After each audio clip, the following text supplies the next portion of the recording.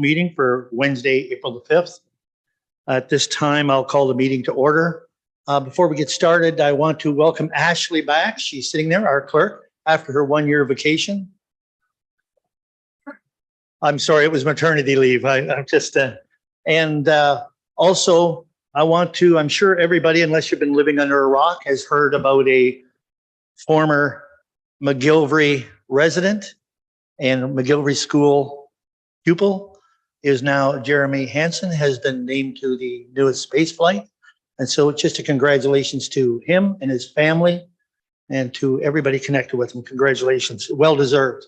I think most of us met him when they came to the Meet Jeremy Hansen day that we had here in Park Hill. And he spoke very well and he focused to the children. I thought that I really respected that part of it, that he really spoke well to the children. So call this meeting to order. Disclosure of pecuniary interest. Anyone has any, please forward them to our clerk.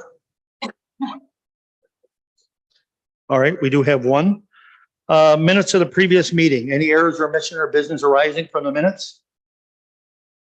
Seeing none, we need a motion to pass the minutes. Moved by Councillor Daigle, seconded by Deputy Mayor Hodgins. All in favor? Carried. So at this time, I'm looking for a motion to adjourn the regular meeting to proceed into public meetings, including Committee of Adjustment as listed on the agenda. Moved by Councillor Keogh, seconded by Councillor Irwin. All in favor? Carried. Our first item is a notice of Park Hill, a public meeting to consider application B4 2023 located at concession 19 North Part Lot 4. The owner is Wilmsey, and I'm not sure if we have any representatives to come up here. Would you like to sit up here? No? Okay. And the applicant is Pat Landscaping and the agent is Strick Baldini. And do we have them, I believe, online, do we? Okay, as soon as we have them, we'll let you start, Stephanie.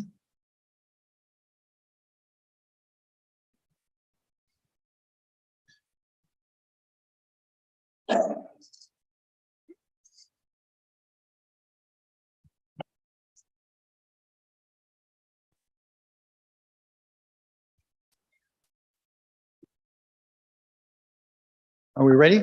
We're ready, yes. The applicants have joined us. I'm just going to share my screen.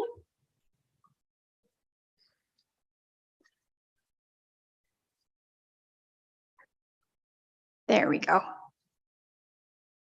The purpose and effect of the application for the consent is to facilitate a lot addition with an area of approximately 0.73 hectares or 1.8 acres from the subject lands to be merged with the lands abutting to the west, known municipally as 246 Tain Street. The area proposed to be merged with 246 Tain Street contains agricultural land and crop production, and a portion of the lands are regulated by the Asable Bayfield Conservation Authority, which is represented in the red hatched area on the map in front of you.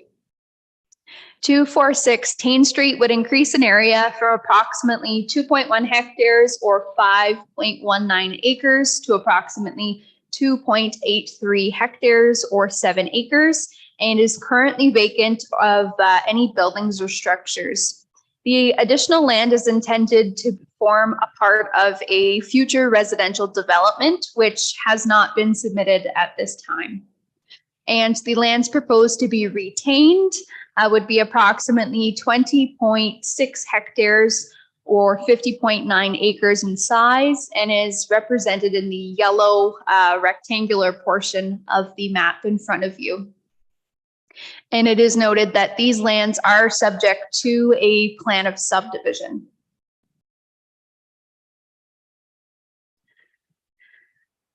The provincial policy statement, county official plan, and the North Middlesex official plan all permit severance applications for land assembly through lot addition, which facilitates subsequent development.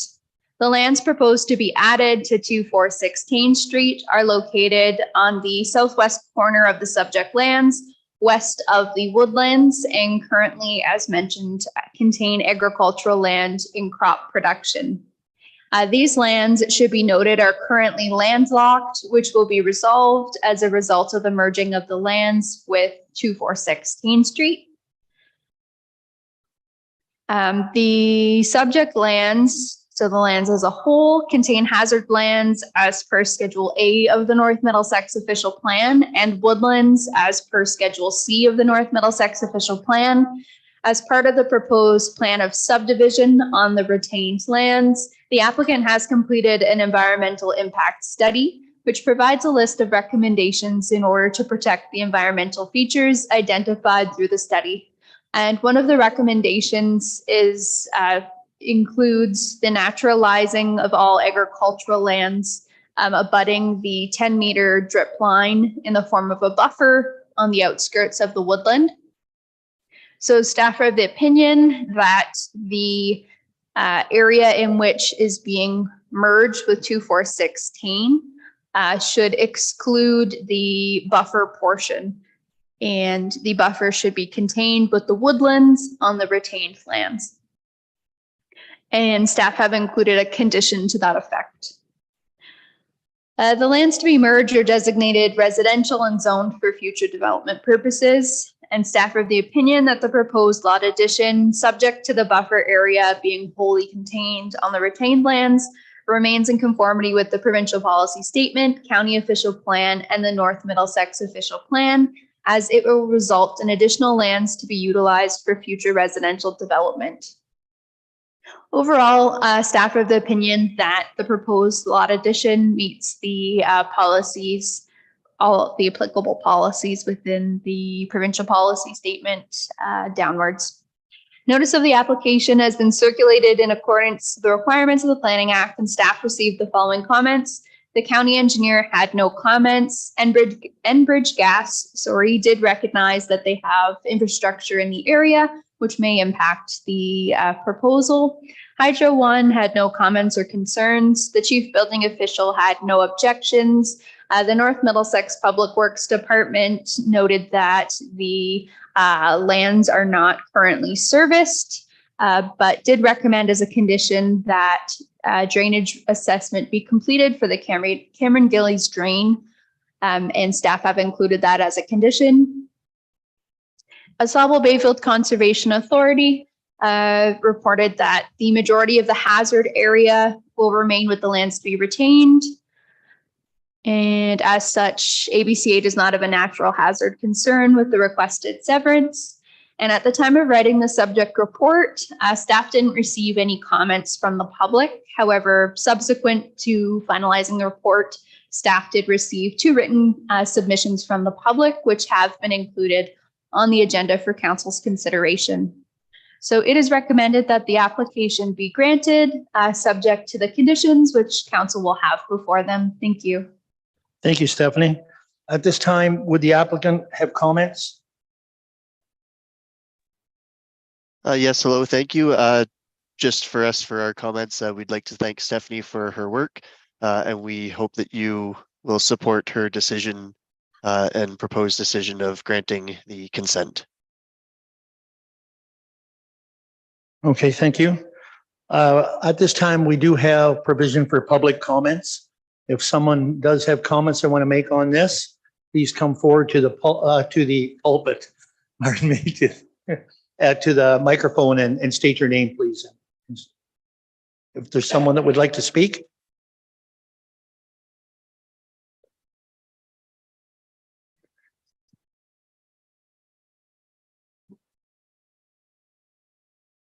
Thank you, Your Worship and Council.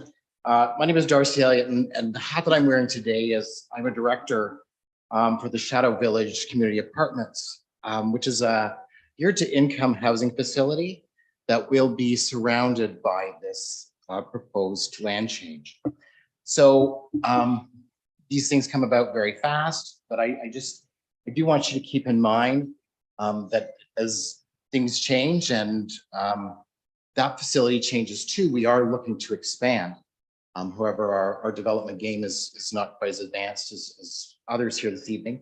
And perhaps this would limit what would happen next for us in terms of keeping the gear to income housing option available for the residents of Park Hill and North Middlesex. So just some consideration for that.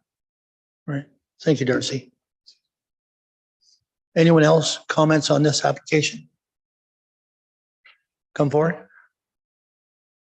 Here representing Middlesex Street, which is a tiny single lane road that would link up to the subdivision. And my neighbors and I did write a letter and submitted it. So our main concern is, like, we don't want to stop development. We're happy to see progress. We're just concerned about like the volume of housing and just our tiny single one lane road being a possible connection street. We don't have infrastructure currently to support that, and nor are we looking to see that implemented. The town actually renovated our road in 2015 and bridge, new asphalt, brought in new hydro lines, water lines. And so it'd actually be very costly if we ended up connecting to the subdivision. And also I own one of the oldest homes in town that's on that street. It is dates back to about 1860, one of the original farmhouses in the area. And to see like our road widened and everything would be very hard on the infrastructure of our home. We're currently in the process of restoring it and getting an engineering report done. My lovely agent for many years. And yeah, so we just wanted to be a little involved in the process. And I think our neighbors are also concerned too about like density if we were to become a connection to a large development. So all we're asking actually is that we simple. All right, thank you. Thank you. Thank you. Any other comments from the public on this application? Come ahead, sir. I'm Rob Patton. Yeah. I'm actually the developer for the lands. I can assure you that road is onto yours, actually designed it. So just so everybody has a peace of mind. Okay. All right. Yeah, thanks, Rob. Thanks. Any other comments from the public on this? Questions or comments from the committee? Councillor Canelson. Thank you, Mayor Rob. Actually, my question would be for Darcy, because I'm curious to know how this development, and you indicated that it have an impact on your geared income housing. Can you give more details on how that would impact? And if you're expanding, do you currently have the space to expand?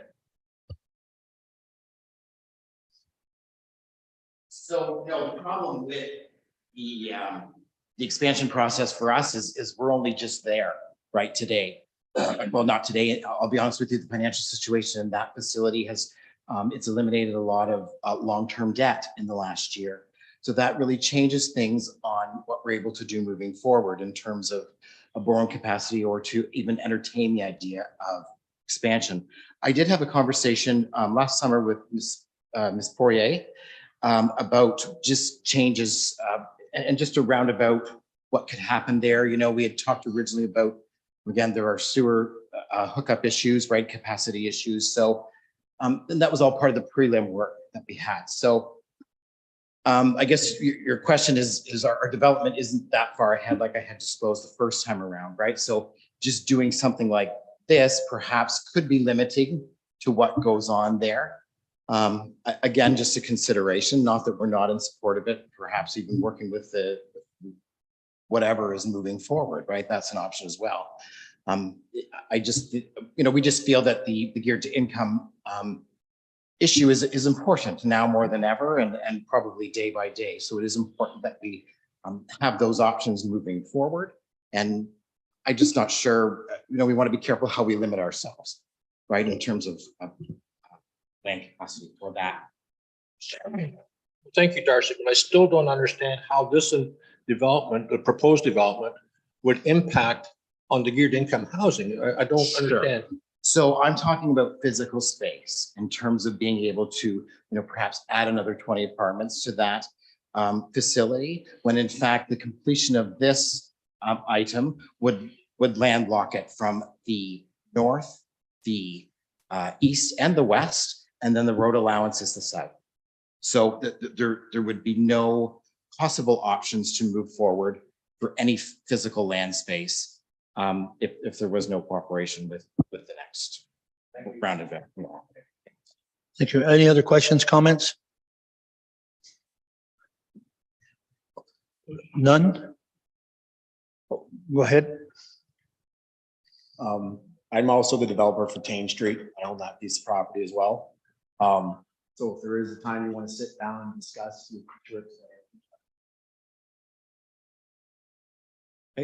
Perfect. Thank you, Rob. Is there any other questions? I do have one for Stephanie, and that is to the letter that was written by Mill Street or Mill Craig Street. I don't see any impact on what we're doing here to that at all. Am I correct, or is? Through the mayor, so maybe I could. Were we able to table that discussion for the next severance on Okay, Mill Craig yes. possibly? We can, because it's the same letter, so that's fine. Oh yeah, I guess it was submitted for this one as well. Yes, it was. I'm just moving. Oh, I guess you can't see my screen. So in terms of Mill Craig, the concerns, I think the developer or the owner of the land spoke to it. For the future development, there is no proposed road access from Mill Craig. And I think we received some concerns in regards to impacts on the existing septic system on Mill Craig. But again, we don't see any impacts from the proposal on that either. All right, thank you. Any other questions? Seeing no other questions, we have a recommendation in front of it, that application for consent for B4. All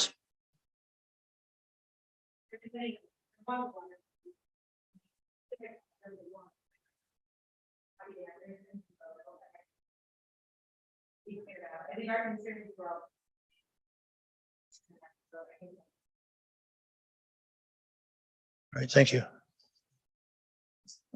Councilor Nerda. So if there's going to be no road access from Mill Craig for the future development, where's the road going to go? Maybe Stephanie, this question's for you. Sure. Through the mayor to the councillor, the proposed plan of subdivision, I should also mention, there'll be a public meeting on May 3rd to discuss this in more detail. But to answer your question, it's through the extension of Eagle Street to the north and through Roskeen Street to the west. Okay. Thank you, Stephanie. And those are questions that we'll get into in May when we bring that forward. So any other questions? If not, we have a recommended motion that application for consent B4 2023 submitted under section 53 of the Planning Act be granted, subject to the following conditions. And please refer to the report.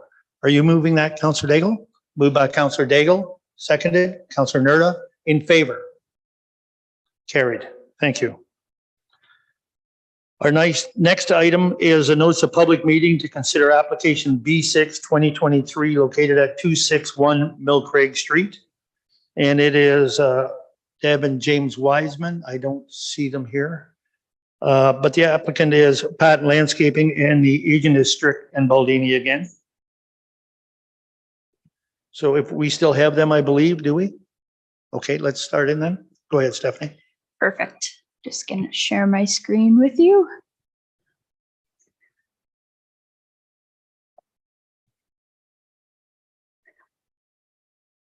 All right, so the purpose and effect of the application for consent is to facilitate a lot addition with an area of approximately 0.76 hectares or 1.9 acres from 261 Mill Craig Street to be merged with the abutting lands to the south, which are highlighted in green on the screen in front of you.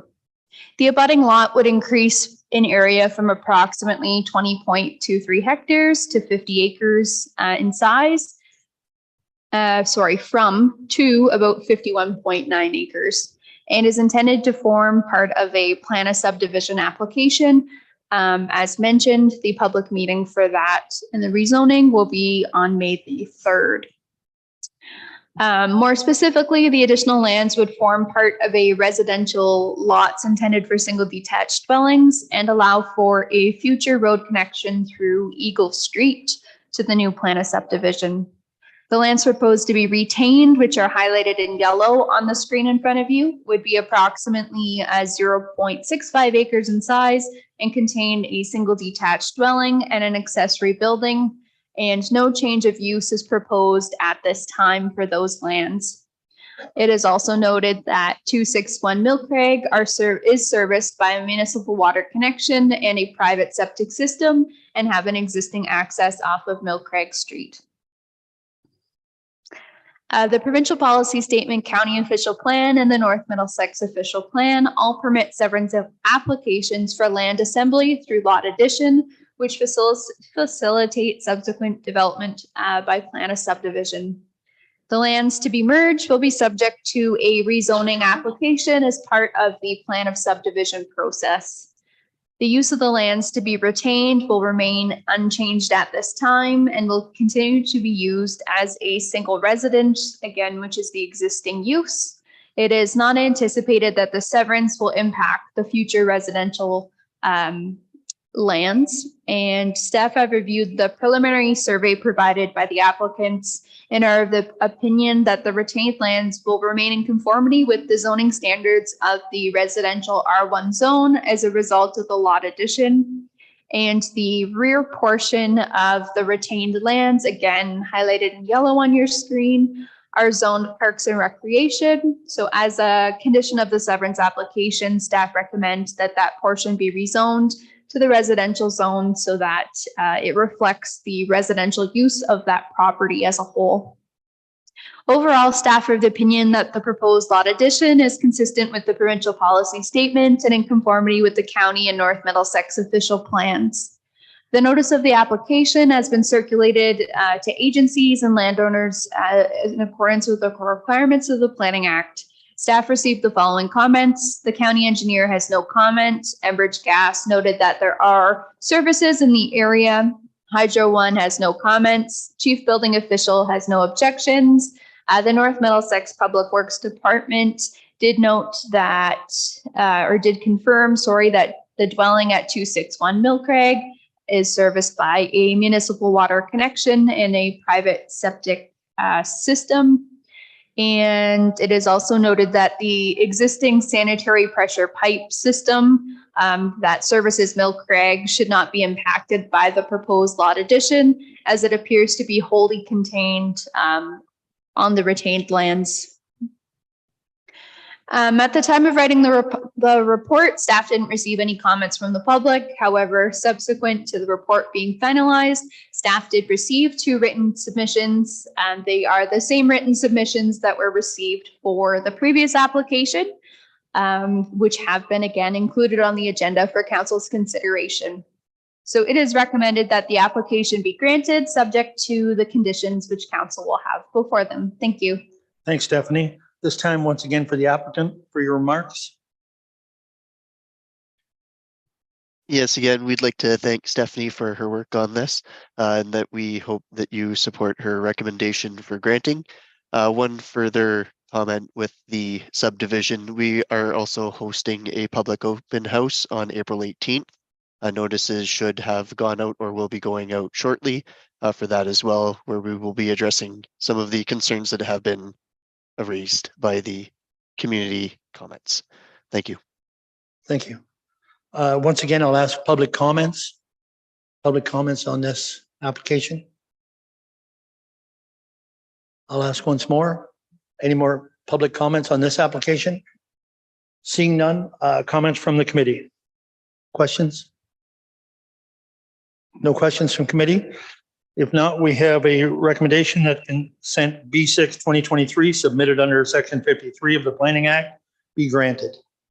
Moved by Councillor Keel, seconded by Deputy Mayor Hodgins. All in favor? Carried. Thank you. Our next item is notice of public meeting to consider application B7 2023 located at 35325 and 35233 McGuire Road, and it's Tapac Farms. And the agent is Tara Wibbs. I don't know, do we have Tara with us? No? Okay, go ahead, Stephanie. Thank you.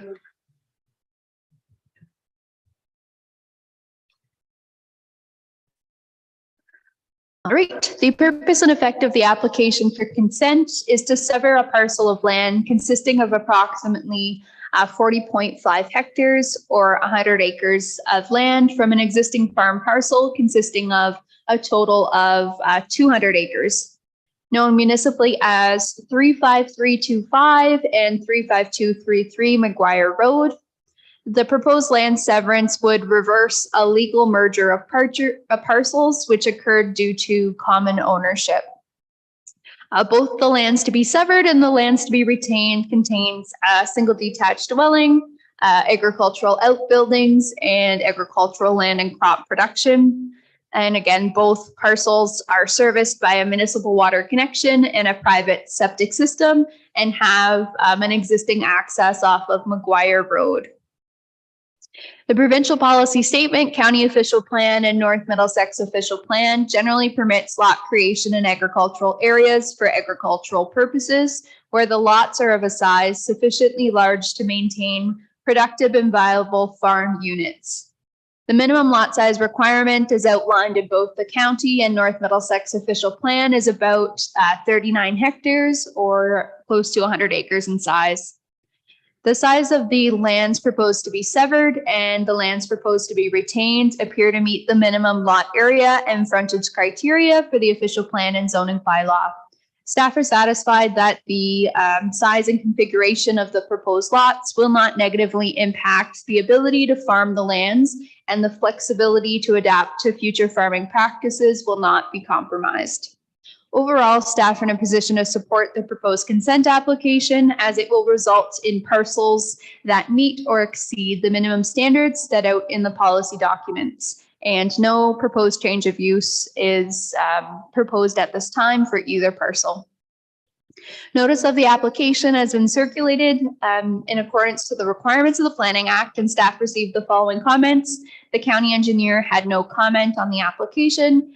Enbridge Gas did note services are located in the area. Hydro One had no comments. The chief building official had no objections.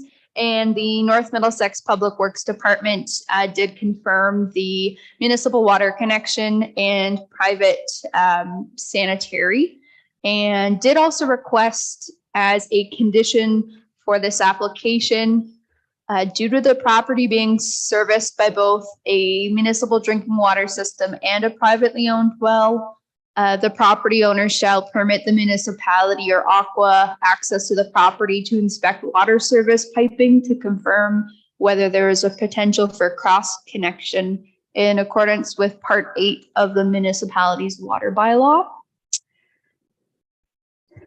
And additionally, as a condition, it was also required for a drainage reassessment of the Conlon-Dixon drain. At the time of writing the report, no written submissions were received from members of the public. So it is recommended that the application be granted, subject to the conditions which council will have before them. Thank you. Thank you, Stephanie. We have no written submission. The applicant is not with us, I don't believe, online, correct? Okay, any comments from the public on this application? I'll ask once again, any comments from the public? Seeing none. Committee, any questions? All right. That application for consent B7 2023 submitted under section 53 of the Planning Act be granted. Councillor Keogh, Councillor Nerda, all in favor? Carried. Thank you. At this time, I need a motion to that Committee of Adjustment adjourn and we convene as public meeting under the Planning Act. Moved by Deputy Mayor Hodgins, seconder. Councillor Daigle, all in favor? Carried. Thank you. Next, a notice of public meeting to consider application ZBA 4-2023 located at 620 Park Hill Drive. Stephanie. Thank you.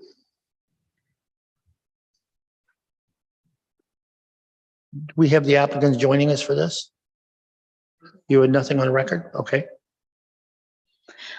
All right. The purpose of effect of the application is to rezone the severed lot of consent B13 2022 from the general agricultural A1 zone to the agricultural small holding exception AG1-38 zone to recognize the residential use of the lands, limit the range of permitted uses, and to recognize an existing front yard setback deficiency for the existing single detached dwelling of 8.5 meters or 28 feet, whereas the minimum front yard setback requirement in the AG1 zone is 15 meters or 49 feet. The application also seeks to rezone the retained lands of consent B13-2022 from the general agricultural A1 zone to the general agricultural exception A1-101 zone to prohibit the establishment of new dwellings on the remnant farm parcel. The lands to be severed contains a single detached dwelling and an accessory building and are serviced by a municipal water connection and a private septic system. The lands proposed to be severed has 2 existing accesses off of Park Hill Drive, which is County Road 18. The lands proposed to be retained contains agricultural land and crop production and are otherwise vacant of buildings and structures. The lands are unserviced and have existing field access from Park Hill Drive, and as well as an unopened road allowance to the west of the property. Staff have reviewed the proposal, and upon further review of the application, staff identified that the severed lands do exceed the maximum lot area of 1 hectare or 2.5 acres for the AG1 zone and recommends that the maximum lot area of 1.02 hectares or 2.52 acres be included as part of the site-specific zone request. And other than that, the lot to be severed appears to meet all other zoning requirements of the parent AG1 zone. So staff are satisfied that the rezoning for that parcel is appropriate. And in regards to the retained lands, upon review of the application, staff identified that the retained lands are deficient in lot frontage and lot area and recommends that those deficiencies also be recognized formally as part of that site-specific rezoning. And other than that, the retained parcel does meet all the parent zoning standards. Notice of the application has been circulated in accordance to the requirements of the Planning Act, and staff received the following comments. The County of Middlesex engineer had no comment on the rezoning. The chief building official had no objections. The North Middlesex Public Works Department had no additional comments that were received from the severance application initially. And at the time of writing the subject report, no written submissions were received from the public. So it is recommended that the application be granted. Thank you. Thank you, Stephanie. We don't have the applicant with us, so I will ask again if there's any comments from the public at this time concerning this application. Come forward, sir. Give your name, please, when you come forward. Mark James, and I own 646 Park. Now, they surveyed that. I planted 2 rows of trees, and the state has it over in between my trees. And I went through the Ontario Canada, Ontario, took that course for environmental. Martha May, I believe she is Blinko. She and Ian Jean from Sauble Bayfield, they gave a 50% grant. They were both there when I planted the trees, and they knew where.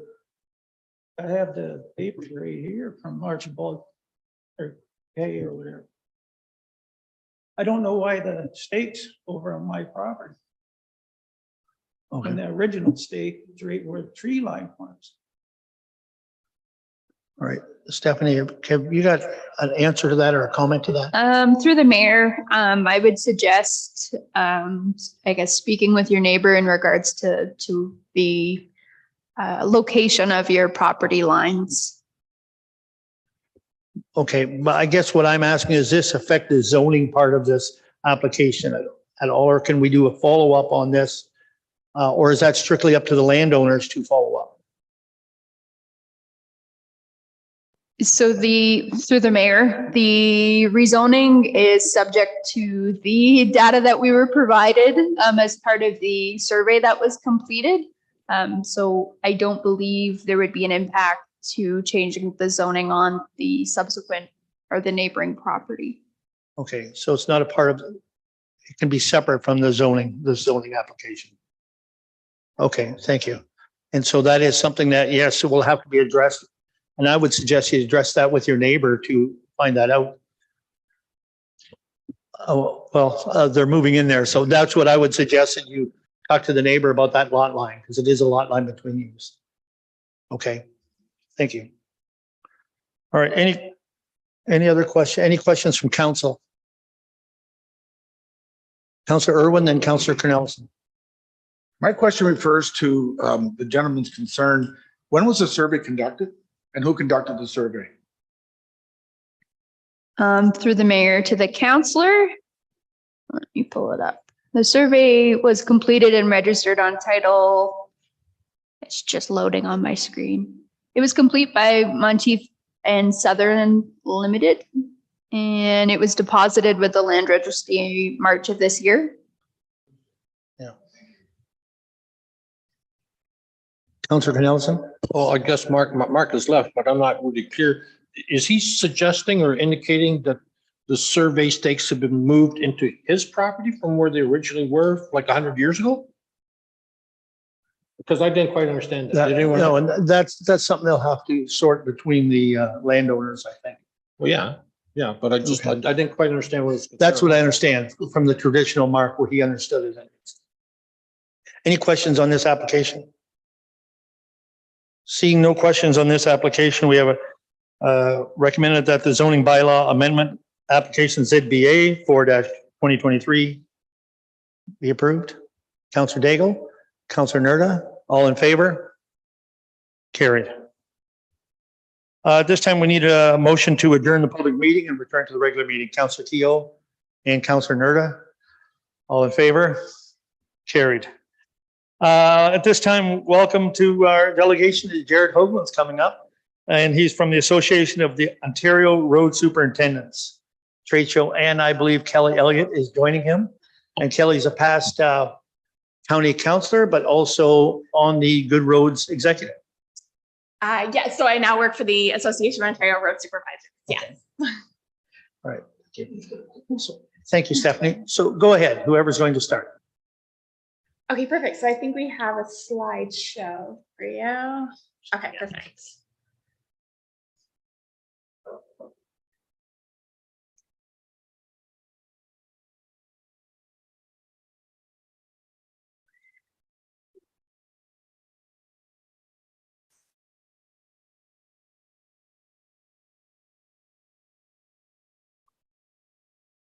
Perfect. Thank you. So thank you very much for having us. We're here from the Association of Ontario Road Supervisors to chat about the municipal trade show that we have coming to Middlesex County. So Middlesex County was selected as to host our 2023 trade show. Our trade show will be held June 7th and 8th at the Gemini Sportsplex in Strathroy. And sorry, if you just want to flip to the next one. I'm trying to do this one from memory. And we do have over 200 vendors, both indoor and outdoor at the Sportsplex. And we see about 2,000 people through the trade show. So next slide. So who is AORS? So we are a not-for-profit. We're a member-based association. We have over 2,400 active members. Those members are made up of municipal public staff from across the province, as well as municipal suppliers. We have 32 local associations throughout Ontario, including the Middlesex County Public Works Association, who represents Middlesex County as well as the City of London. We provide extensive training and education opportunities, and we also administer the Certified Road Supervisor Program, which is a provincially certified program that we run. Just because this just landed in my mailbox and I grabbed it as we were coming, we publish our training book, which features all of the courses that we offer as an association, and it goes everywhere from how to run and operate a snowplow, chainsaw safety, all the way up to our Public Works Leadership Development Program. Other services include the publications, our largest being Spotlight, which is our municipal buyer's guide. We also offer lots of networking for our members, as well as advocacy. And our two biggest advocacy points right now is getting youth and secondary students engaged in becoming involved in municipal public works post school, as well as Enbridge's recent announcement for their proposals to charge for locate. So that's a bit about AORS. So it's our trade show, back to our trade show. It's held annually over 2 days in June. It's held across the province every year. Again, this year in Strathroy. We connect municipal members, elected officials with suppliers across the province. And as I mentioned, we have about 2,000 people through those 2 days. So I guess why Middlesex? This was actually, we actually weren't just a 2023 trade show award winner. We were the 2020 trade show winner. And due to the COVID, everything got backed up. So we actually went to county council quite a few years ago and did the initial progress to start the program, and then everything went to a screaming halt. So now we're back going again. Barrie was the last year they had theirs. We were up there promoting our show, and it was they did a last minute thing and being quite the show, but we're hopefully going to expand on that and make it better. I guess why Middlesex, so why we promoted ours is because it's obviously essentially located. We're 401, the 402, we can access from the east, west, north, a little bit to the south, I guess you want to say, to Lake Erie. Urban and rural populations, obviously, like, you know, being Park Hill, Elsa Craig, West McGilvery, all those areas. Obviously, then with the city of London being right there, so it's essentially located. It's close proximity to cultural and entertainment options. There's numerous things to do in Middlesex County, obviously, as you guys are well aware of. Okay, go to the next. Oh. Next one up. Just a little bit of part of our team here. It's a group of Middlesex employees like myself. I work for Middlesex County, the general superintendent for the road department. I'm also the Middlesex County Public Works Association president of the association, and also the trade chairman for the trade show also. So we have a extensive group of some people like Kelly that help us out, some other staff for the AORs, North Middlesex. Vance has been a huge helper with us. City of London, down to everyone, the city, all over there have been helping out. Some of the suppliers have been great helps working out because they've been a part of these trade shows, and they know what trade shows, what works and what doesn't. So it's just the biggest thing is to promote the association, the county, and the public works in general. Again, everyone is looking for extra help for our public works staff. So we any way we can get our name out there and get going to get people to promote why public works and why to join that. So. The next steps, obviously we've been going around to all the local municipalities in Middlesex County, and going around doing our trade show promotions here. This stop obviously being North Middlesex. We're in the finalizing the last couple steps of the trade show. It's obviously on the edge of Strathroy, so it's 20 minutes from here. So everything's local. We're just building on the success from previous shows. Every show has its own little niche, I guess. Some are done in rural farm fields, some are done in big convention centers. So they're kind of, everything's it changes every time. So I guess what we're asking for is just allow your staff to assist in the planning and execution of the event. And then encourage staff from all departments to attend the trade show, including your public works, your rec department, I guess your finance department. We encourage all the counselors to come out. It's a good show. It ranges everything from the snow plow to the grass cutter to there'll be footwear to clothing to like the software that maybe puts your fuel reports in. It's a variety of everything that's out there. So you can see what's going on, and you can sit in the plow if you want, and you can see what it's all about. So it'll be a sunny day, so it won't be snowy. So I apologize, but we just promote the benefits of the trade show to local businesses. I guess We have farmers come. We have like staff come. We have some local schools sometimes come out. It's free to attend. So you just come, and then we just encourage if someone could possibly, there's a booth there, we get you a name tag so the suppliers can see who you're talking to. And we have, like last year, we did the trade show in Barrie, and it was quite entertaining with this little kid that was about that tall, and he would run around touching all the trucks, and he was so excited, and he was just happy just to tell mom what he saw. So it was pretty nice. So it's pretty excited to see him. So the biggest thing what we're asking for is just your support, and we're looking forward to an amazing show and hope you guys can all attend. Perfect. Thank you. It's nice to see this so close, right? Yeah. It's a perfect opportunity. I do have a question before I turn it over to council. You talked about the schools. Are you just going to invite schools for bus trips, school trips to this event? Yes, we are. Yes. So that's something that we're working on right now, is inviting our schools, secondary schools, particularly the tech and construction classes out to come out. We will have a booth featuring why they should look into municipal public works, as well as having staff and public works employees throughout Middlesex County there to showcase what they do and hopefully encourage them to consider this as a career option. Thanks, Kyle. I'll turn it over to council. Questions, comments from council? Councilor Teal. Thank you, Mayor Rob. Kelly, I just have one small suggestion that when you're putting your invitation out to schools, that perhaps maybe you'd like to put it out to schools that have the Ontario Youth Apprenticeship Program that are in automotive, welding, different trades like that. Just piques more interest, and hopefully we can get some more young people involved. Absolutely. And I know you have that here in North Middlesex, so absolutely. Thank you. Thank you. Councilor Cornelison. Thank you, Mayor Rob. Yeah, I want to thank you guys for coming out and making this presentation. I'm quite intrigued by it. And as I'm looking through the presentation, I'm actually looking at the picture at the last screen there with all the equipment there. Yeah, I think I'm definitely going to come. But thank you for bringing it to us.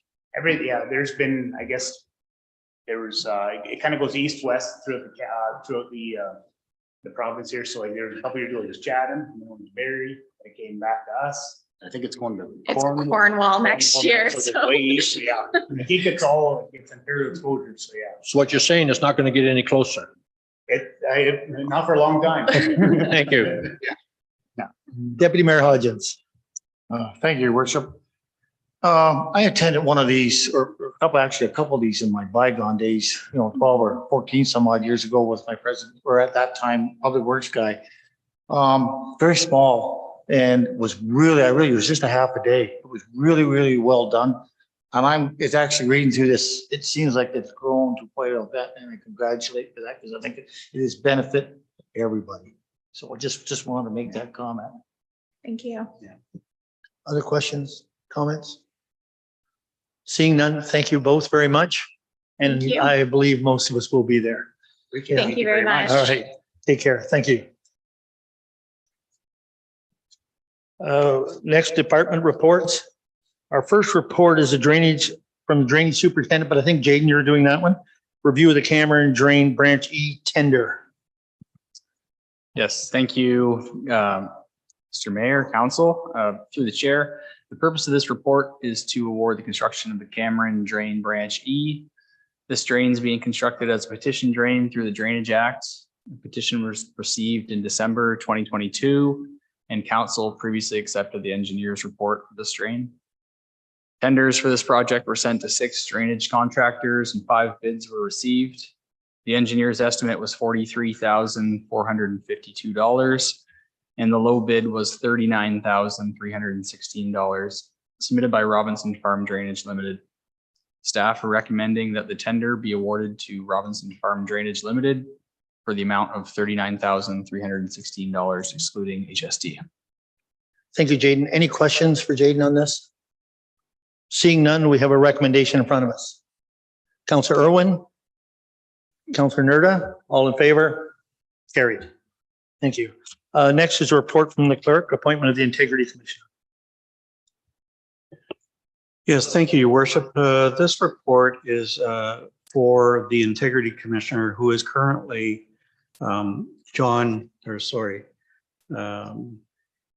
Craig Stewart. And he has notified us that he no longer wishes to perform that role for North Middlesex past the end of the year. So this report extends the current contract, essentially the current contract, until the end of 2023. And in the meantime, there are two alternatives which I have determined, which will be subject of a future report to replace Mr. Stewart. Okay. Any questions? Any questions? No, we have a recommendation in front of us.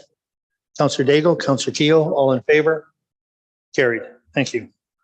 Next one is a report from the Manager of Public Works on calcium chloride tender results.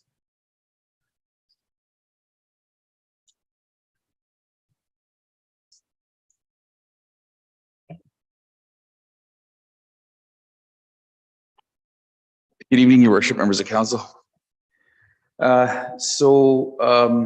Essentially, the purpose of this report here is to report back to council the results for the calcium chloride tender. We essentially, as council may be aware, we apply dust suppression to our gravel roads every year. And essentially, for this year, these are the results for basically the calcium tender. Essentially, we received 3 bids from Pollard Industries, Daily, and from Holland Trucking, and essentially recommending that Pollard Industries are awarded the tender.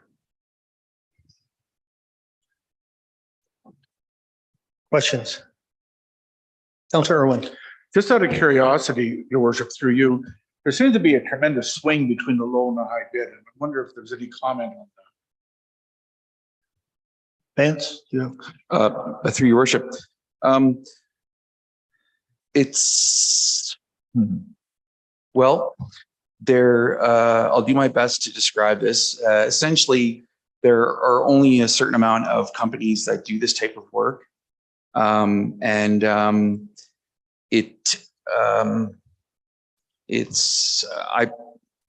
it's a situation where it's based on location.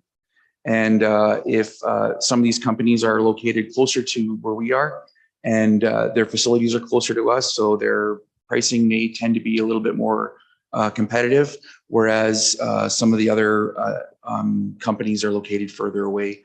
And they tend to, what I find is they tend to service certain geographic areas, but yet will compete for the same work.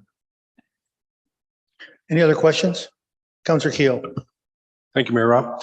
Vance, when would the optimum time be to put this down? June? To apply, through Your Worship, to apply the essentially, the Public Works Department is intending to apply the calcium as we have in the past, which would be starting in the month of May. May, okay. Yeah. And that would be applied after a grading? Absolutely, through Your Worship. We would deploy all of our graders. Calcium will be going down on the roads. We will grade and we grade those roads to prepare them before the calcium gets put down. And simultaneously, we will also be underway with our gravel maintenance program as well. However, Your Worship, members of council, we will be putting calcium down at the same time as we are putting down maintenance gravel, and as well we will put calcium on that maintenance gravel as well. And the reason for that is to try to get calcium down as quickly as we can, so that gravel will compact and will have sufficient dust suppression. The best time to do that is right when the frost is coming out of the ground. Although this year we haven't really had a lot of frost. However, usually when half load season ends and month of May comes around, that's usually the best time to do it. So just for clarification, this is a different program than what we have used in the past here in North Middlesex? Through Your Worship, yes, it's different in that essentially all the dust suppression that we're applying this year is all calcium chloride. There will be no salt brine dust suppression. This is all going to be calcium. Thank you. Other questions? Councillor Canales and Councillor Nerda. Vance, I know that when you brought the presentation forward with changing to material you're putting on the roads, that one of the comments you made at that time, which absolutely convinced me to go this route, was that it binds the gravel together better and improves the condition of our roads over the long term. And I just want to make that comment because I've had the misfortune of taking some of our side roads the last little while, and they're a little rough right now. But there's a lot of gravel in the ditch, you know, and we spend millions of dollars buying gravel. It's unfortunate that it ends up over there. So will this improve that process? Through your worship, I believe that it will. Where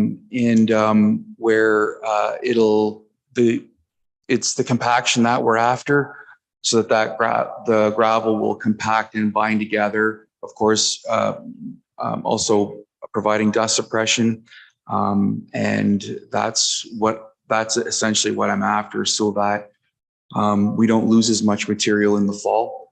And also that's why we try to get our maintenance gravel down early in the spring. Further to that, if once that gravel starts to bind up and we achieve optimum compaction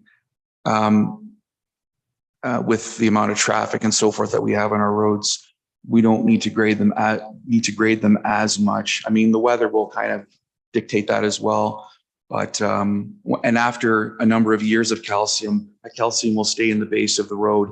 And in the spring, again, usually when in that freeze thaw situation, and even after regrading it at times, you can see that calcium gets to be reactivated. And so, yeah. Well, that's really interesting, because if I understood you correctly, that over the long term, the number of potholes on our side roads will be decreasing because of the quality of the brine that we're putting on to retain all the material there. Yes, that's in essence with the compaction. That's what we're after. Excellent, excellent, good stuff. Councillor Nerda. Vance, is this a one-time application? Does it happen in the spring and does it happen again in the summer? Or is it once and has to be done each year? Through your worship, that's an excellent question. We make every effort to put calcium down early in the year, and it's a one-time application. However, if we are finding that for some reason that that there's an issue with the material itself, or there's dust that's forming again, then we can call back on the company and kind of say, and further investigate. And basically we can apply more if necessary. And then again, at a cost of $360,000? No, that's the total amount for the amount that we requested in our tender. It would be based on basically a flake calcium. How should I describe this? It would be basically by the truckload, essentially. We wouldn't have to pay that amount. It would be just by the truckload for the roads that we need it for. Thanks, Vance. Any other questions? I just have one, and I meant to ask this ahead of time and I forgot. Did this amount fall within what we budgeted for this? Through your worship, yes, it does. All right. We had to ask that question. Okay, no other questions? We have a recommendation to Councillor Teal, Councillor Daigle, all in favor? Approved. Next one is report from Manager of the Public Works on bridge number 34, New Ontario Road.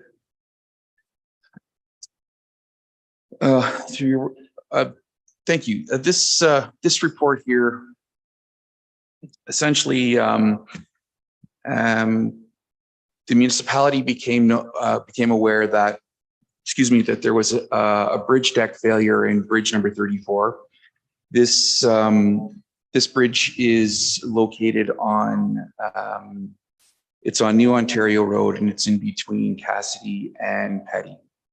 And essentially, the municipality became aware that there was a bridge deck failure, essentially a hole in the bridge where the vehicles drive right across on the road surface. So essentially, Public Works Department closed off, once they became aware, we did an inspection, properly closed off the road, make it safe for the public. And essentially engaged Spreet and Associates, which is an engineering firm that conducts our OSIM inspections. Those inspections are conducted, I believe, every 2 years. And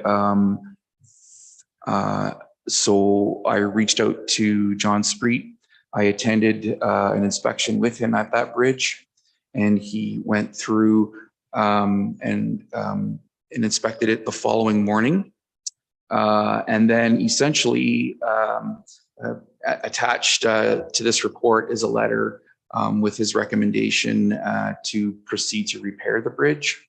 And then later on, Mr. Spreet provided me a budgetary estimate of $80,000 to make that repair.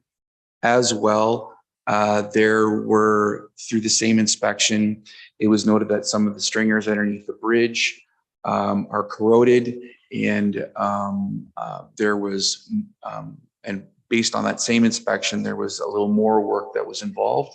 So again, he recommended that bridge be repaired.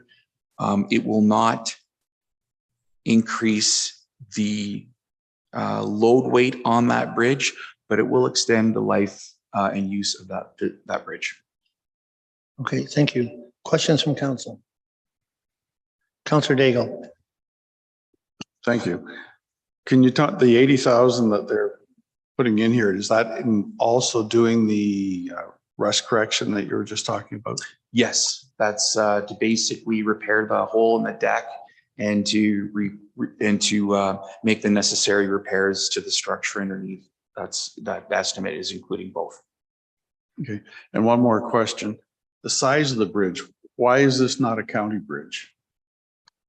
When it's got to be over, I thought all bridges over certain size became county bridges.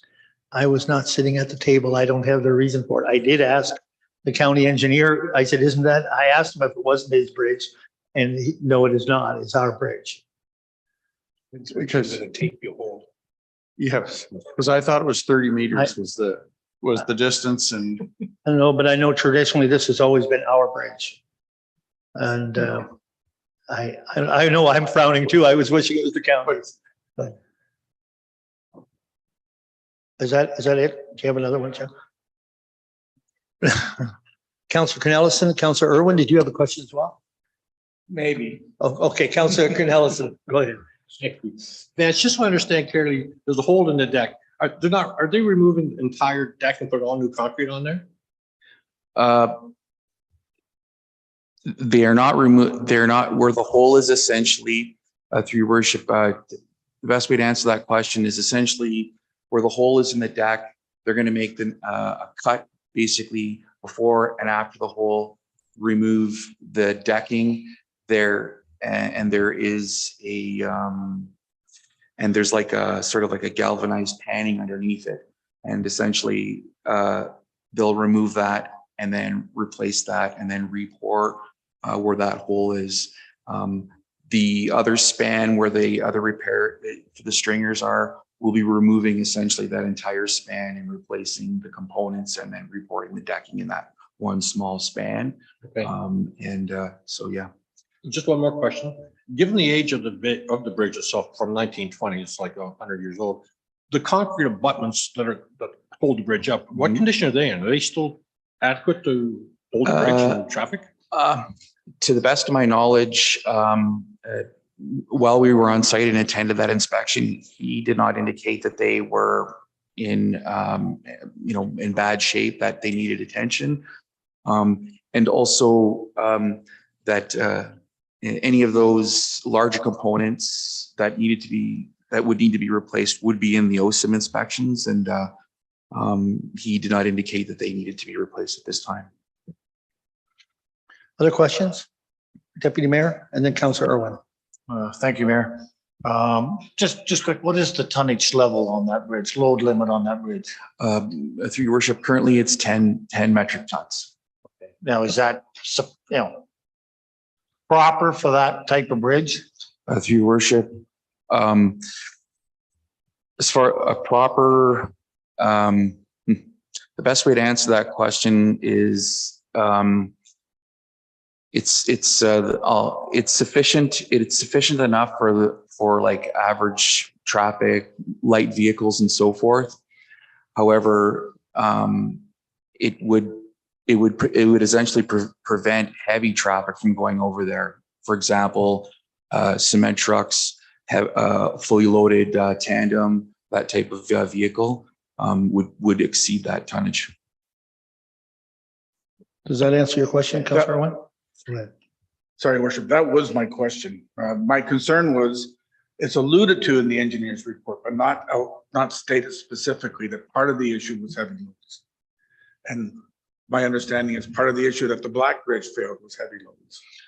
And I'm wondering, I'll just expand on the Deputy Mayor's question. How does that concern the other bridges in our community and loads exceeding? This bridge was built in 1920. I don't think we had the load issue in 1920 we have in 2023. Is this going to be a concern for other bridges in our community in future? Through your worship, when it comes to load ratings and the type of traffic that are crossing those bridges, it is essentially up to the driver. We depend on that. We post the proper signs, and it is up to the driver to make that judgment call to not cross the bridge.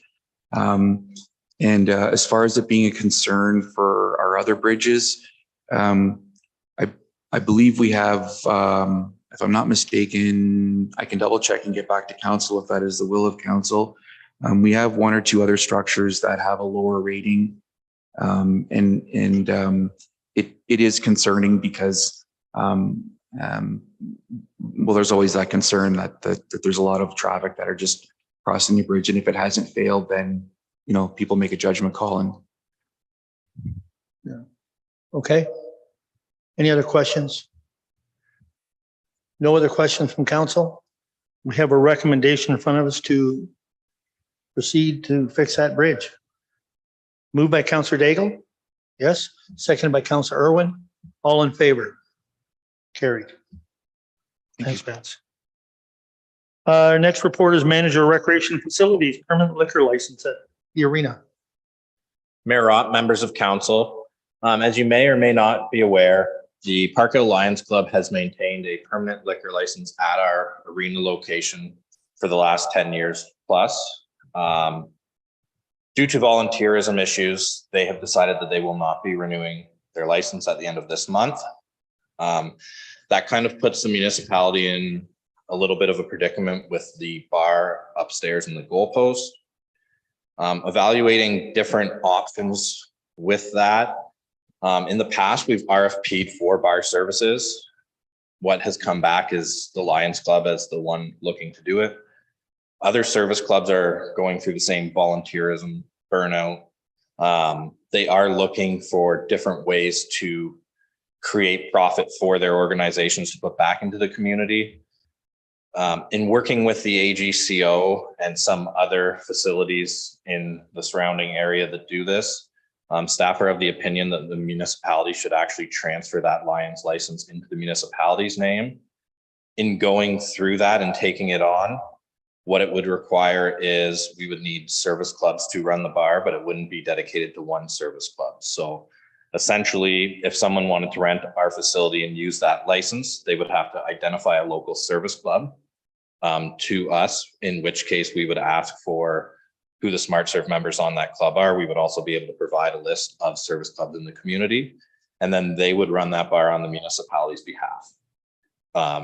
From the AGCO perspective, we would need to have one staff on at all time during that event, which we currently do anyways. So in terms of our staffing practice, it wouldn't change other than our staff would need to be Smart Serve certified. Further to that, it becomes an opportunity for us to make a little bit of revenue. There is some administrative work behind this in terms of ordering alcohol. We do have that storage room that is currently used for alcohol storage, which we would continue to use. And then, yeah, so when somebody was to rent from us, if they wanted to use our license, they would have a form to say, Here's your options that we can provide if you want to go with us. If you can't find a service club or do not want to use our license, you can still go through the special occasion permit, much like they do currently. Through that process, there's a lot more work for the renter. This just gives them the opportunity for the service club, as well as ourselves, as well as the renter, to share in the revenue and give everyone a little bit of chance to earn some funds without taxing one group. So yeah, the staff's recommendation would be to transfer that license in. In terms of liability, I've worked with Intact on this. If they are a registered organization, service clubs such as Lions Club, Optimus, North Middlesex Minor Hockey, as long as they are an organization that has a board and registered, there is no added risk to us. The risk is there regardless whether somebody's using a special occasion permit or our license. If anything, using our license, we have more control over the event than we would under a special occasion permit. Thank you, Brandon. Just before we go to council members, a question I had for you was, can this license be transferred, or is it only for the arena, or can be transferred to our community centers and that type of thing as well? So because the Lions have a catering endorsement, and that's what I would recommend, then we can take that license to any of our facilities, or if for whatever reason, 10 years down the road, we said, oh, there's an event in a park or maybe not on our property, we could still take that license there, much like the Lions Club do now. Okay, thank you. Questions from council? Councilor Canellis. Thank you, Mayor Rob. Brendan, the only question I have is for the last three on your list, the Old Town Hall, the Carnegie Hall, and the Park Hill Leisure Club.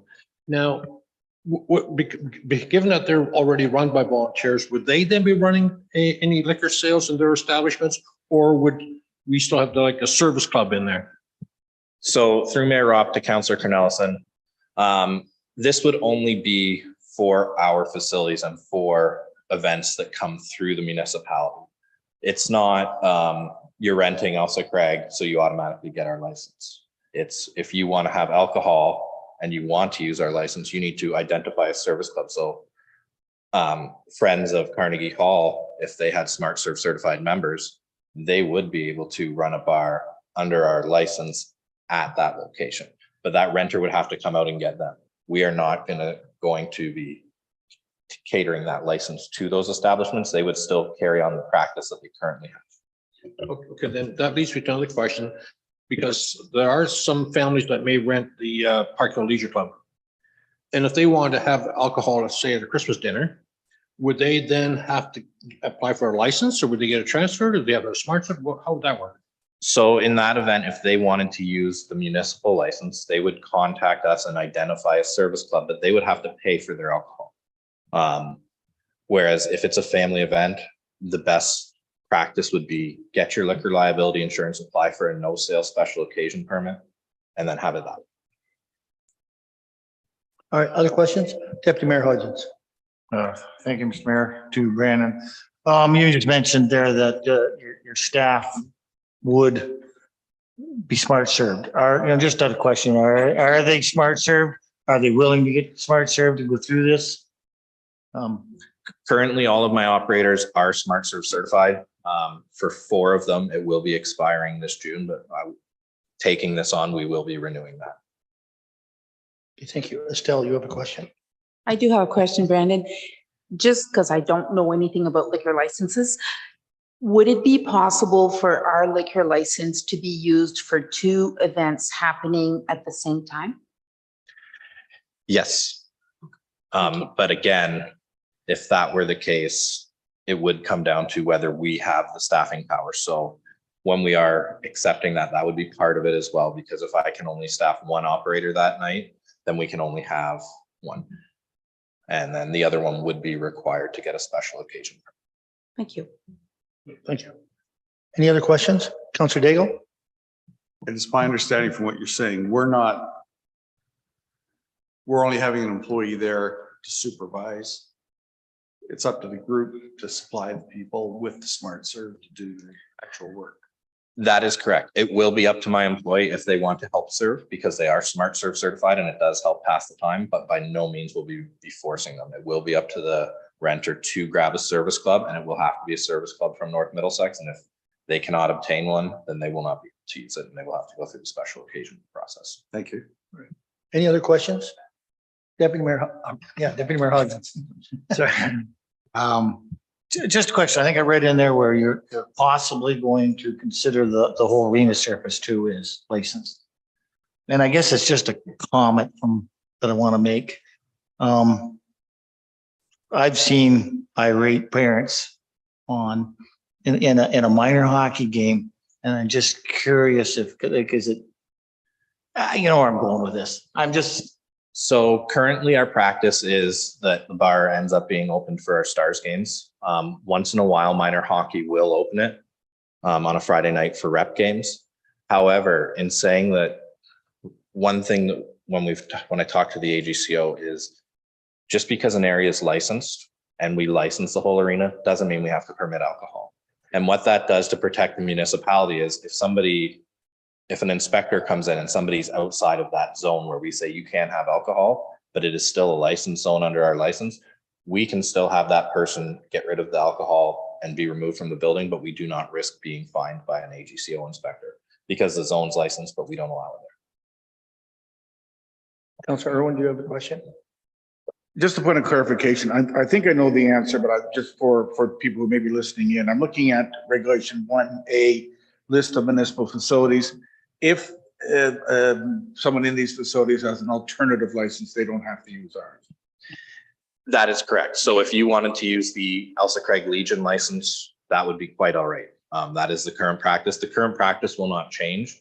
This primarily looks at our bar, which is run in the goalpost, and then provides another option for these service clubs to obtain money, such as a minor baseball, minor soccer, minor hockey, and then the Optimist, Lions, Friends of Carnegie's, things like that. Any other questions on this? We have a recommendation. What's your wish? Motion by Deputy Mayor Hodgins, seconded by Councilor Daigle. All in favor? Carried. Thanks, Brandon. We've talked about that for a while, but it's been put in front of us now. All right, next is the passing of accounts. Thank you, Your Worship. The report in front of you outlines the municipality's expenses for the period of March 10th through the 30th, totaling $3,855,252.84. Before opening the floor to questions, I have received 2 questions from members of council. The first question being in regards to the sludge removal by Wessuck. How often does this happen and where is the sludge being removed from? It was a clean out of the lagoon, and it was just a one-time contract in 2022 with Wessuck. It's not an ongoing thing. The second question is, are we at the end of our payments for the water tower?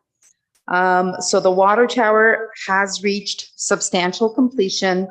There are just a few small items remaining, such as the lighting in the area, as well as seating and landscaping on the lot. So we are very, very close to being done paying for it, but we're not quite there yet. So now I open the floor for any other questions. Questions? Well, you didn't have to say that. I was just looking. No questions? Okay, we need a motion to accept this for information. Councilor Daigle, Councilor Nerda, all in favor? Carried. Thank you. Next is committee reports. Lake Huron Primary. Thank you, Mayor Rob. Really nothing to report. We did have a meeting back first part of March. I have received an email stating that Lake Huron Water is having an open house, a facility tour, and I will email that out to you tomorrow when I get in front of my calendar again.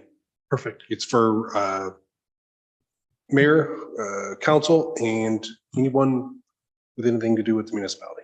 Any staff members? Okay. That's the word, yes. Perfect.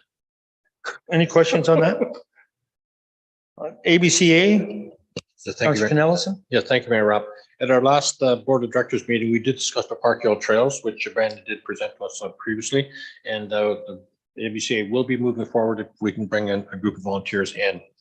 Another thing I wanted to mention here is that under the new act, the Conservation Authority was now prohibited from conducting any natural heritage reviews under the Planning Act, the Condominium Act, Aggregate Sources Act, Drainage Act, and several other acts as well. They will no longer be providing comments on natural heritage under a variety of acts because of this new act.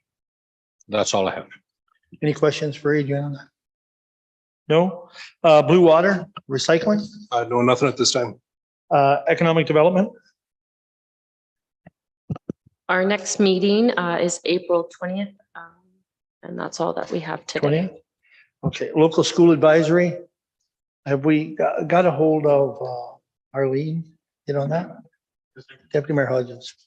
Sorry, Mr. Mayor, I sent you an email regarding like how to set this up and whether there should be a staff member there to take minutes and where we have this and everything going on with the CEO. I just kind of like, okay, put it on hold, but I'd like to get some information on that. So Councillor Irwin and myself can put something together. Let's get, so let's get together, maybe first of the week, we can Figure talk out a date. and that will give, if I can, that'll give me time. I'll talk with Arlene and see what works, what kind of thing works for her as well. I'll try to get in touch with her. That gives me time because she's not always readily available. So I'll try to have her for person. Councillor Irwin? Anything to add? No, nothing to add to that. Okay, Recreation Committee. We had our first meeting planned. It needed to be rescheduled and it is not rescheduled at this time. Okay. And just to add to that, I actually thought an email went out last week at the end of the week, but apparently it didn't. It will be April 11th. April 11th. At what time, Brandon? 6 p.m. Okay. Policy Review Committee. I think. Okay. Fire Committee. When's our next meeting? I forget offhand, but okay. Okay. Yes. Let's move on. Community Development Fund Committee. I think that's, the minutes are there from the Development Fund, and I think if there's, that's been looked after. Aqua from the advisory, nothing there. Okay, correspondence. We have a lot of correspondence. And the first one is a number of townships on the Cannabis Act, and we filed that on February the 15th. Municipality of Chatham-Kent, Town of Petrolia to end homelessness in Ontario. Receive and file. Municipality of Chatham-Kent, Town of Greater Napanee, reducing municipal insurance costs. Receive and file. Municipality of Chatham-Kent, they've been busy. Support for Bill 5, Stopping Harassment and Abuse by Local Leaders Act. Receive and file. Municipality of Trent Lakes, Township of Lake of Bays, request change in wording to oath of office. Councillor Daigle. I agree with part of it. I mean, if we're going to bring in the certain parts of the First Nations, I agree with that. Most municipalities are doing that now. It's the king part that I have the issue with. You want to see it stay the queen, or? I would like to see it, but. So you're not really saying to consider this. No. Okay, we'll receive and file this one. And if you would like to bring something else forward in the future, we can do that ourselves. Township of Petrolia, Plimpton, Wyoming, Township of Lucan-Biddulph, South Gregory, Permanent Register of Electors, and that was supported on March the 1st. City of Cambridge, plus others, barriers for women in politics, and we supported that on March 15th. City of Stratford, invitation to the Civic Night, September 7th. I don't know if everybody saw that invitation. Ministry of Environment, Conservation and Parks, modernized environmental assessment program in Ontario. Receive and file. Town of Essex, homelessness, mental health, and opioid addiction. We filed that on March 15th. Thames Valley School Board, March 2nd, presentation of Middlesex enrollment comparison. Receive and file. Municipality of Calvin, request to extend moratorium on public accommodation reviews. We filed that on March 15th. Municipality of North Perth, school bus stop arm cameras. Receive and file, or would you like to consider? Receive and file? Receive and file, all right. Township of East Gara, Fraxa. Really, I never heard of that one, sorry. School board elections, we filed that on February 15th. Town of Carlton Place, intimate partner violence, we filed in January. Town of Essex tax classifications of short-term rental units, receive and consider, receive and file. Town of Essex reinstatement of legislation permitting a municipality to retain surplus proceeds from tax sales, receive and file. Alice Craig Galladay sent us a notice of their timeframe. Minister of Attorney General, Provincial Offenses Act Modernization, receive and file. County of Middlesex Library drag story time, Saturday, September 29th at 11 a.m. Receive and file. North Middlesex Police Advisory Committee, April 4th minutes and the March 7th minutes. Receive and file. Councillor Irwin. Thank you, Your Worship. I attended the meeting last night, and there's one item I'd like to share with council and get some feedback on. There was considerable discussion that the committee felt they were still a committee of council. I informed them I really did not think they were a committee of council since council did not appoint them, and I was there as a volunteer. And I'm looking for some advice from council on how to proceed with this discussion. Okay, so I will start on that, and then it was a committee of council back 3 terms ago. And the mayor of the time did not make that a committee of council at that time, which was his discretion. And for them to be a committee of council, we would have to have a secretary there at the meetings, and we would be appointing councilors to that committee.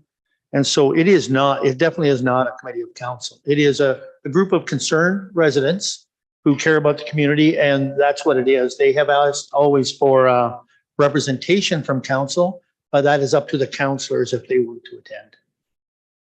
Okay, is there anything anyone else would like to add to that? That's okay.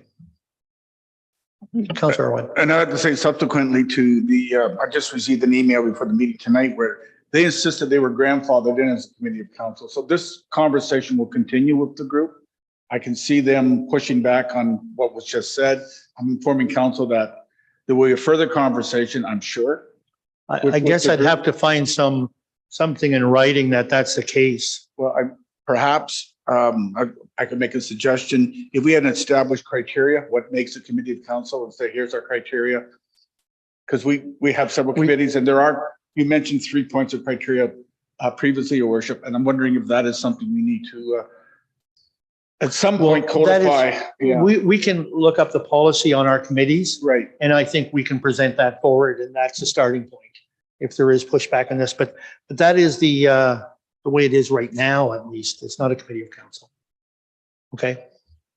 But we can look up our policy for our committees of council, and we can get that through to you.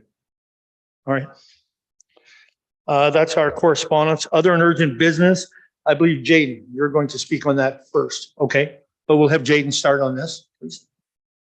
Thank you, Your Worship. Through you, I've prepared just a verbal update for the Park Hill Main Street construction project. So the Park Hill Main Street construction project is now approximately 60% complete. And this is based on the total value of work completed being approximately $5 million of the total contract price of $8 million. The new 16-inch water main has now been installed from the water reservoir at Park Hill Drive, the north end of town, to Elginfield Road. And a portion of the new water main has been installed on Elliott Drive between West Park Drive and Elginfield Road. The new water main from Park Hill Drive and to Broadway Street has been tested and is now operational, with new water services connected to properties on the east side of the road. The new water main between Broadway Street and Elgin Field Road is installed and is currently being tested, and we anticipate it being ready to be commissioned early next week. So once this is done, all water services on both sides of the road between Broadway and Elgin Field can be connected to the new water main. And the new water main can be tied into the side streets such as McLeod and Leonard Street. These side street tie-ins will require some temporary water interruptions for residents on the side streets in order to make those connections to the existing water mains. And we use notices to the residents in advance for those water interruptions.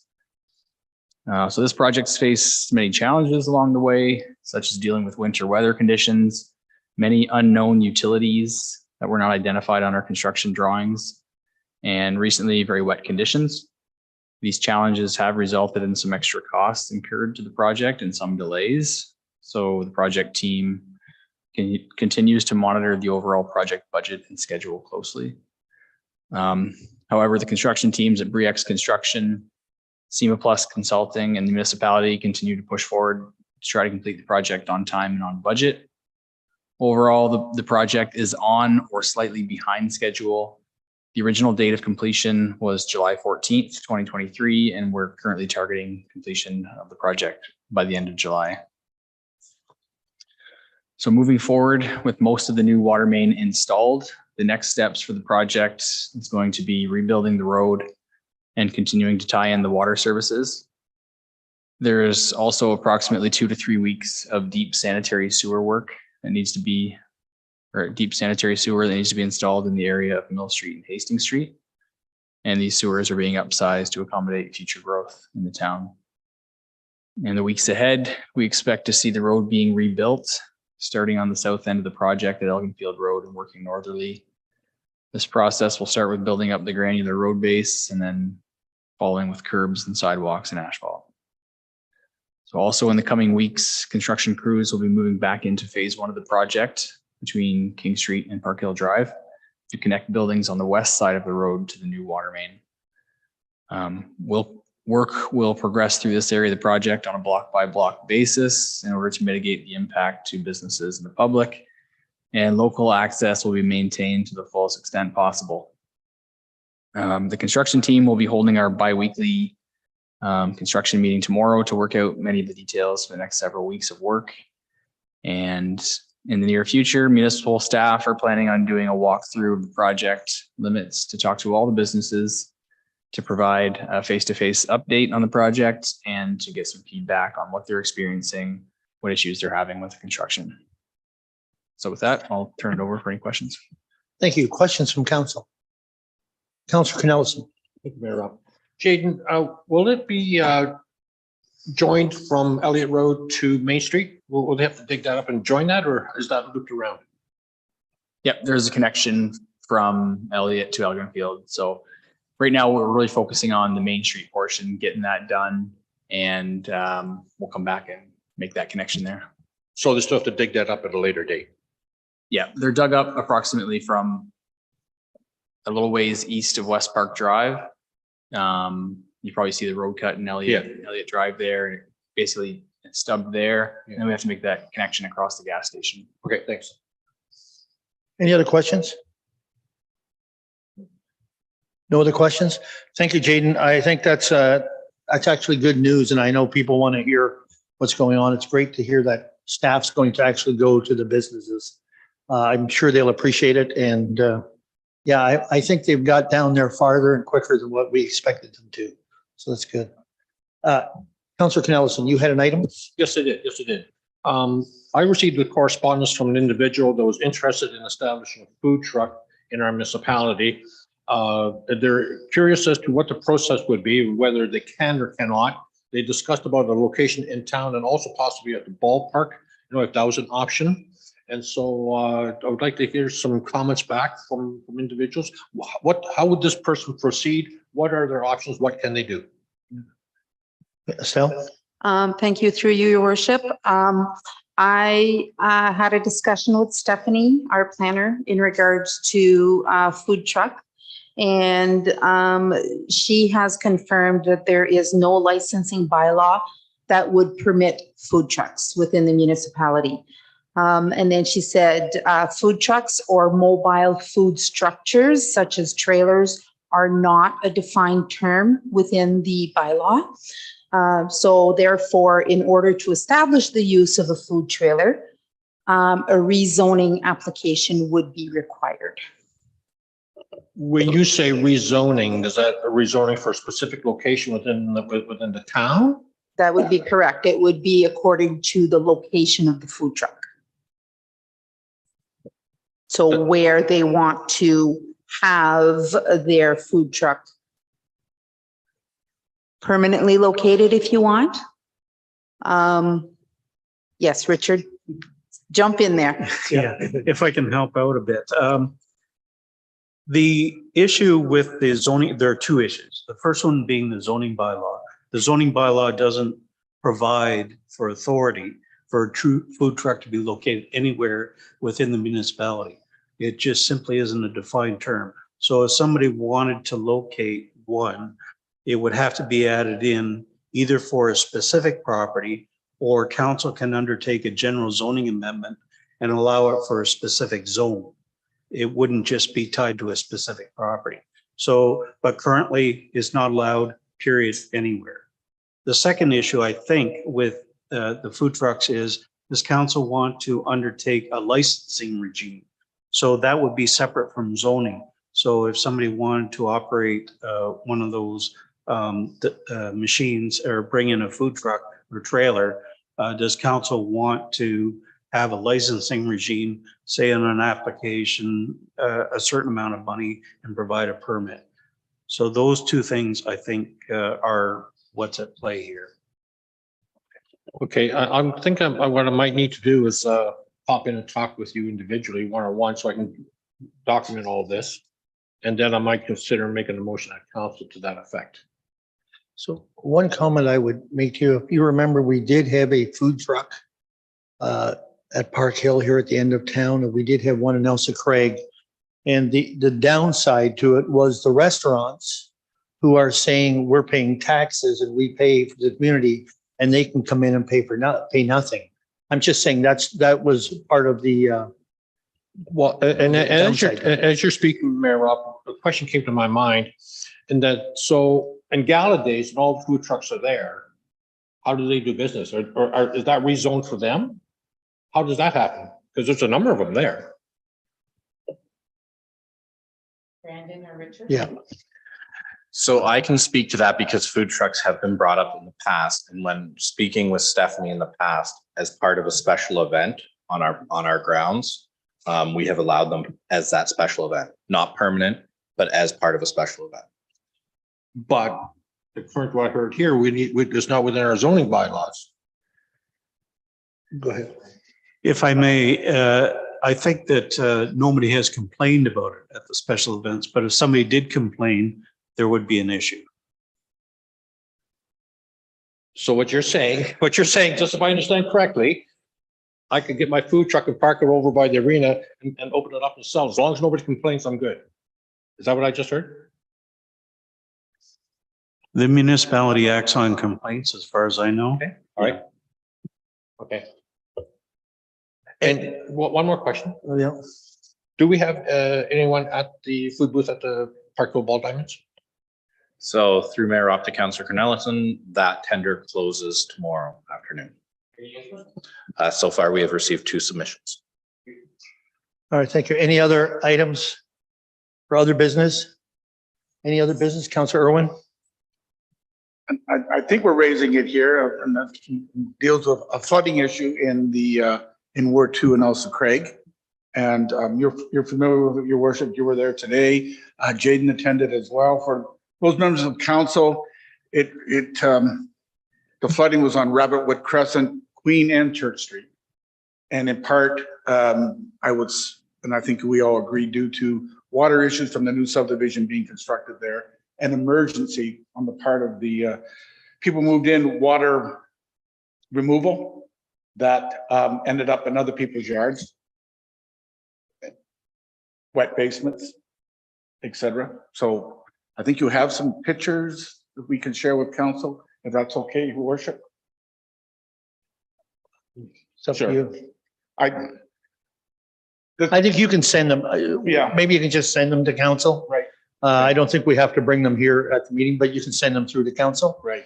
And then so are you asking, Jaden, do you want to speak to this? Yeah, I'll speak to this briefly through you, Mr. Mayor. This is the worst flooding I've seen since I've been here, but I've only been here for 6 or 7 months, I think, maybe 8 now. But we are receiving a number of complaints across the municipality, a lot of water ponding. So we are tracking this. Municipalities tracking this, and we're following up with all of these complainants.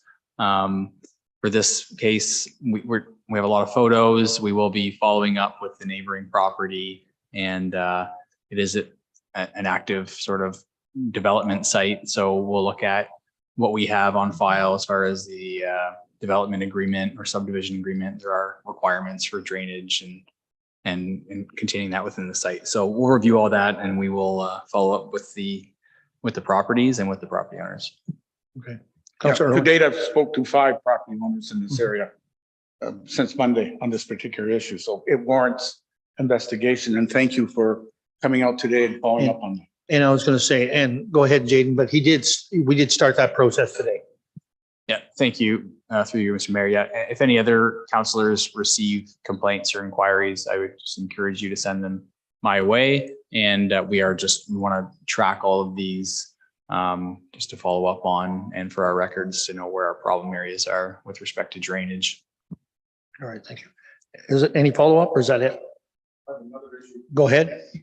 So I'm going to just present this concept to council and say that I'm not looking for a conversation today, but I'm giving council a bit of advance notice of something moving forward in future. And I did talk to you about this earlier, your worship. And that is, and interesting, it falls on the heels of this last conversation. In previous conversation, what constitutes a committee of council? At some point, I'd like us to consider an environment committee for council. Environment and climate change, environment and sustainability, however you want to frame it. I know a lot of rural municipalities in Ontario are starting to move in that direction. I'm going to undertake some research of my own and share it with council at a future meeting. I'm not asking for staff time on this. If staff has any ideas, obviously, I'm going to send them my way. I'd be happy to take them, but I'm not looking for any official staff time. And if there's any other members of council who are interested in this topic, I want to speak to me about it in advance. I would be interested in listening and sharing their insights with them. But this is something that I believe that we need to look at seriously, and I will bring something forward in future. Okay, thank you. Any other business? Anyone? Councilor Daigle? I was contacted by a drainage issue by the farmer across from where I live. And I talked to Joanne today, and she said that the drain in question was abandoned last April as being a municipal drain, but it stayed as private drains. And this would be on the farm of Gerard Cornelis. And it flows through the construction site and should come out on Atkinson. The work on the construction site may have crushed the tiles, so that water can't flow through there anymore. Is that something you would get involved in? Joanne? Yes, through the mayor. I'm aware of the situation. I spoke with Joanne about that. We reviewed some of the details. And we have reached out to the developer, their engineer, and their contractor. They are looking into it. They didn't think that they had damaged any of the tiles, but it certainly is a possibility. And there is certainly provision through that pre-servicing agreement and through the engineering plans for those drain tiles to be ultimately connected into the subdivision stormwater system. It's a little bit of a unique situation with the abandonment of that drain, but they're cooperating with us. They're looking into it to find the cause of the issue and to correct the issue. So. Thank you. Okay, any other business? Seeing none, we'll move on. Deferred items are in front of you. 12.3, the request for the urban design guidelines. Jaden, are you going to speak to that? Yes, thank you. Through you, Mr. Mayor.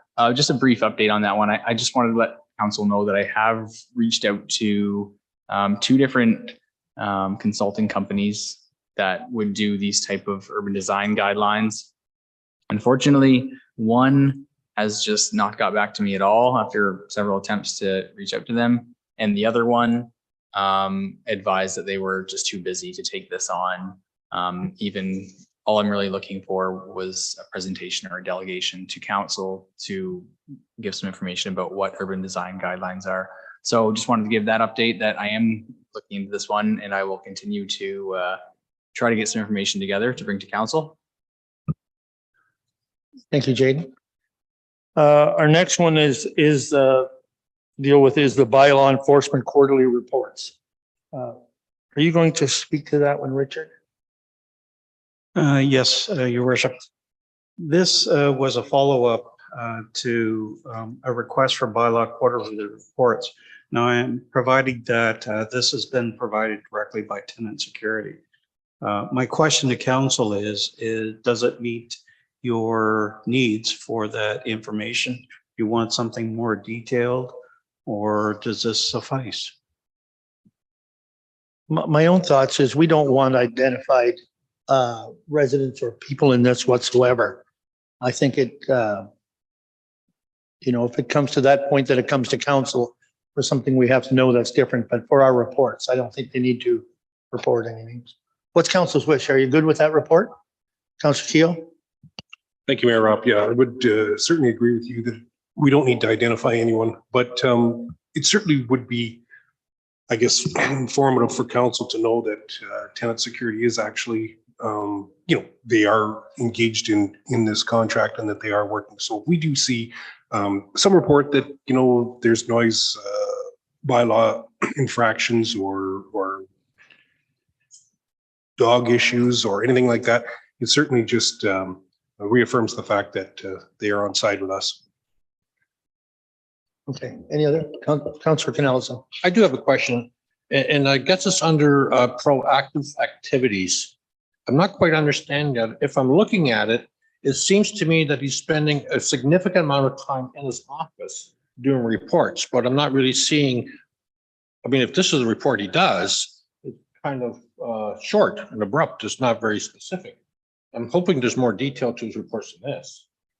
So you would like a little more detail than what he showed? Well, I don't see, if this is his report, I don't see why this takes 3 hours a day. And Wednesdays he's in the office all day. Like, I'm just curious, is he like, as a bylaw person, I imagine your duties would take you outside of the office, not in it. Well, Your Worship, through you to Councillor Cornelison, the reason that the person has been invited into the office is an attempt on our part to advise members of the public when they come in and say they want to meet with them. Okay, then this person is going to be here on Wednesdays, for example, from 9 to noon. He does for every, and just to give you an idea, like a police officer, for every stop that they have that might take a half an hour, it might take 4 hours to do up a report, put into a computer system, log it, and in this case, time it for a timesheet. That's just an example. I don't know how long it takes, but this is all part of the work that's done. Active enforcement means going out on patrol, doing walks, doing parking enforcement for the most part. Is he aware of how large our municipality is?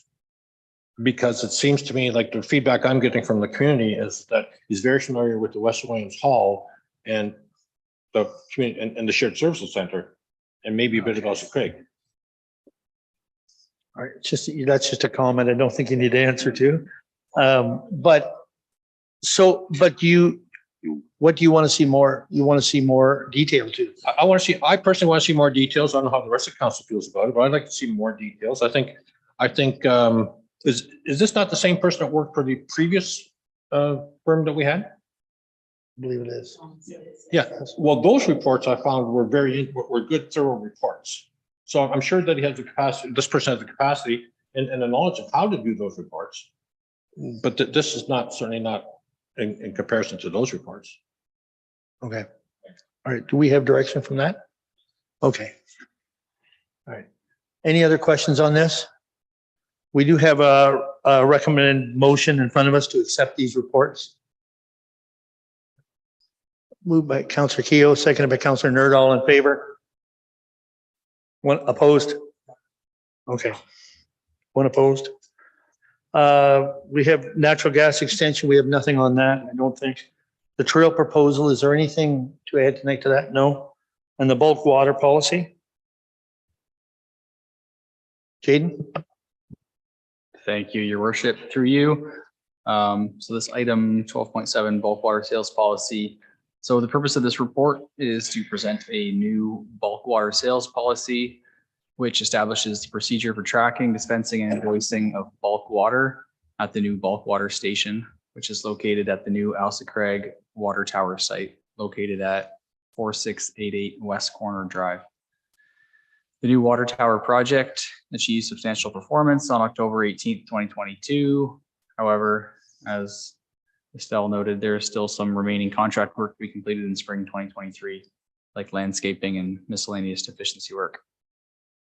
The bulk water station is now installed, and we're currently setting up the computer system for monitoring and tracking the usage.